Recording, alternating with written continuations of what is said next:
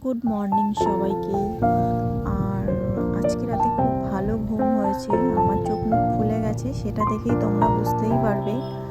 আর কাল রাতে আমাদের একটা নিমন্ত্রণ বাড়ি ছিল, সেটাও আমার মুখ দেখে বুঝতেই পারবে। দেখো চোখে মুখে কিছু কাজল আইলাইনার সব লেপে আছে, হালকা পাতলা মেকআপ কোনো রকম রিমুভ করেই আমি ঘুমিয়ে পড়েছিলাম।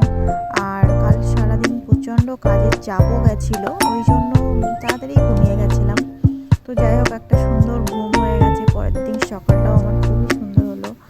আর আজকে একটুখানি মানে সংসারের সমস্ত কাজ করেছি, কারণ আমার যে কাজটা আছে সেটা হচ্ছে আজকের দিনে ছুটি থাকে আমার, আজকে সোমবার। তো সোমবারে মোটামুটি আমার মার্কেট অফ থাকে, তো সেই জন্য হচ্ছে আমি কিছুটা কাজ করতে পারি। তো সকালবেলা দেখো বাসন মেজে রেখেছি, মাজছিলাম। আর খুব বেশি বাসন হয়নি, কারণ কালকে বললাম না নিমন্ত্রণ বাড়ি ছিল। তো আমার বাড়িতে দুজন ফ্যামিলি মেম্বার যায়নি, তো তারা রাত্রে খাওয়া দাওয়া করেছে, সেটুকুই বাসন হয়েছে।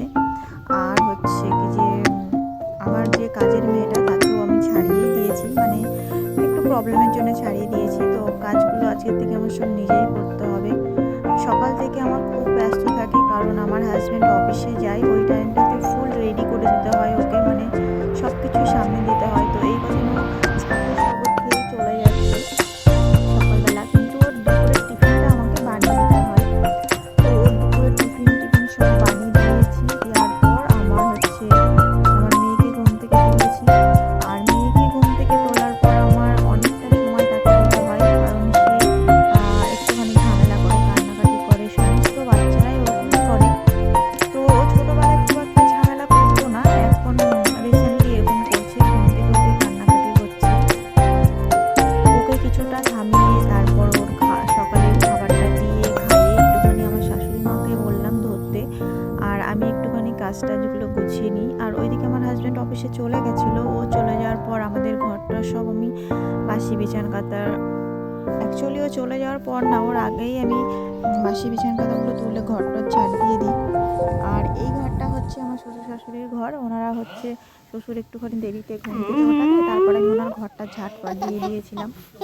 আর তারপরে আমার মেয়েকে একটুখানি সময় দিচ্ছি। কালকে সারাদিন আমি আমার মেয়েকে 10 মিনিটও সময় দিতে পারিনি, বললাম না কালকে প্রচণ্ড কাজের চাপ ছিল। তো এখানে মেয়ের সাথে একটুখানি খেলা করছিলাম, মেয়ের সাথে সারাদিন চুল এলোমেলো করে দেয় আমার। হ্যাঁ, খেলার আর কোনো সঙ্গী নেই, মানে মায়ের কাছেই ওরা বেশি ভালো থাকে।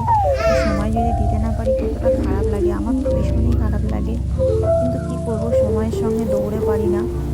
তারপর আমি হচ্ছে অনেকদিন মুখে কোনো মানে যত্ন করিনি, তো আজকে ভাবলাম মুখটা